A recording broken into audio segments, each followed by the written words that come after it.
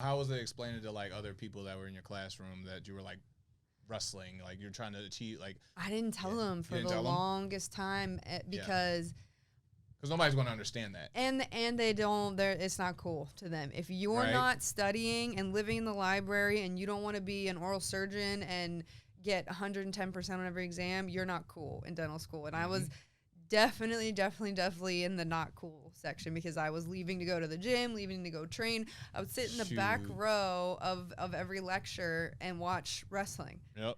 And everyone knew. And then finally people caught on that I was training to be a wrestler, and that just made me even more of an outcast. Like, I was never the cool kid in school. I was the weirdo that liked wrestling. Man, it was cool to not to be doing extracurricular stuff instead of school. They'd be like, you getting good grades and stuff, man? What are you talking about, man? That's not cool, man. I failed like 3 classes that week, man. What are you talking about? Man, you ain't ask Tessa to do your homework, bro. Man, she's right there, bro. She'll do it for you, bro. Well, if you don't copy off that joint on your freaking... Look, man, she told you to lead us... Like what row of teeth is that, man? That's a molar, bro. I answered molar 4 times on that exam, man. Still fasted, man. But I love the dedication to that because like that's how you could. Some people talk about like I'm passionate about something. I'm passionate about like true passion is doing something. In my mind, that's just me. It could be it could be a different definition to everybody, and that's what passion really truly is. What's your definition of passionate about something? Is the fact that you did it when you didn't have to, and you did it when it was hard. The hardest part is when you, like, because it's easy to just say, you know what, nah, I can do this later.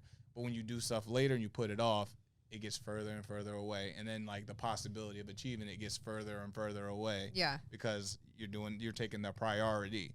Yeah. And it's other people telling you, no, this is the priority. This is what you need to focus on. Yep. Like, but I can do both. No, you can't.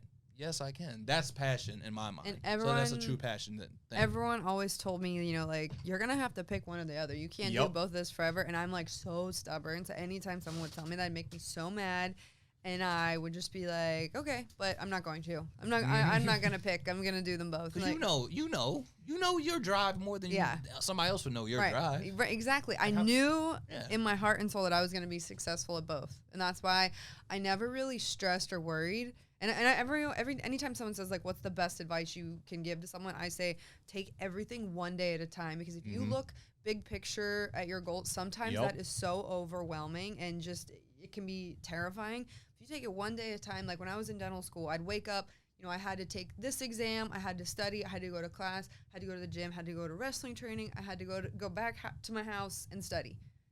That's it. Tomorrow, I'll worry about tomorrow. Take it one day at a time, because if I look at, I have to go to this independent wrestling show that's in Chicago that I have to drive to, which is 8 hours. I have to pass my dental boards. I have to do this and that. That is like, that is setting yourself up for failure, because that is too much pressure to put on yourself. It psychs you out before you start. It's and if you break it down, you can definitely, it's manageable. You can handle it. You just need to, it's all perspective. It's how you can chop it up and view it.